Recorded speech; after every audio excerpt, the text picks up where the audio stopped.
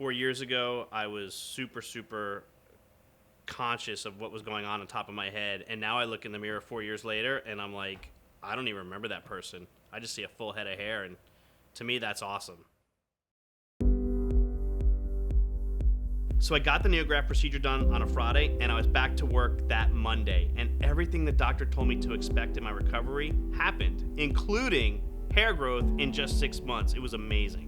I used to see pictures of myself from behind. I used to be like, who's that older guy? Now I look at the pictures, I got a smile on my face. I'm super happy with the results. So when I tell people about my NeoGraft hair transplant procedure, the question I get a lot is, well, what about the scar? And then I turn around and I show them, there is no linear scar with NeoGraft. If anyone is on the fence about getting the NeoGraft hair transplant done, I would 100% say do it. You're gonna get your confidence back, which I know is a super cliche thing to say, but it is true. I came to realize you really appreciate your hair 2 times in your life. When you lose it and the day you get it back.